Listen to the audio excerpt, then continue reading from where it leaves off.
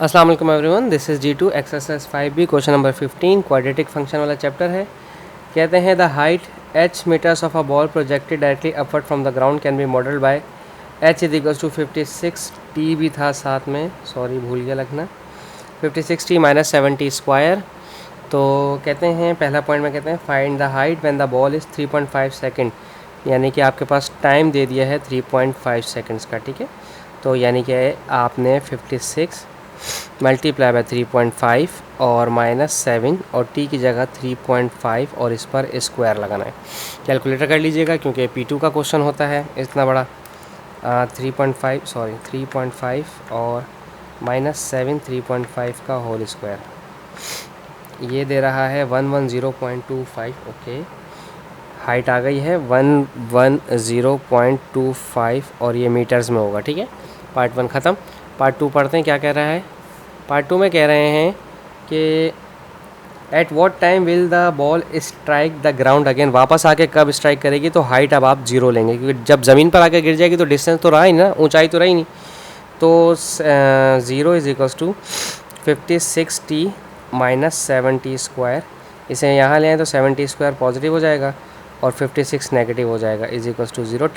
Time को time से नहीं काट सकते। ठीक है, 7 और t कॉमन ले लें, t माइनस 7 8 ज़ा 56 इज इक्वल्स टू 0। 70 भी 0 होगा तो 70 इज इक्वल्स टू 0, तो 2 इज इक्वल्स टू 0 हो जाएगा क्योंकि 7 मल्टीप्लाई कर रहा है, वहाँ जाकर करेगा डिवाइड, और t माइनस 8 इक्वल्स टू 0, -8 वहाँ जाकर पॉजिटिव वोट हो जाएगा, t इज इक्वल्स टू 8। ठीक है, सो ये पार्ट आ गया, t 8 सेकेंड आ गया, यही था।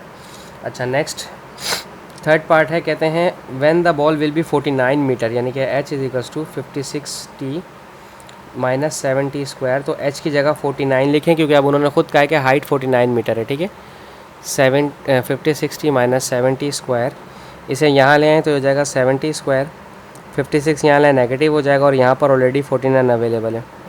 ये सब 7 से डिवाइड होंगे, 7 8 ज़ा 56, 7 7 ज़ा 49।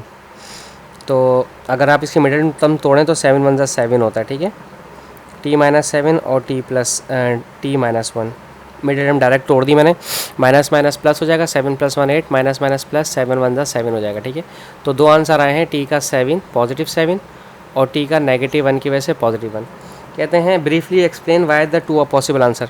देखें ये अपवर्ड का है कि ऊपर जाते वक्त का है। ठीक है, अपवर्ड गोइंग, और ये कमिंग बैक, ये वापस आने का टाइम है। ठीक है, कमिंग बैक, तो दो टाइम थे आपके पास, एक 7 सेकंड वापस आने का और 1 सेकंड ये ऊपर जाने का। तो आपने इस तरह से इसकी स्टेटमेंट लिखनी।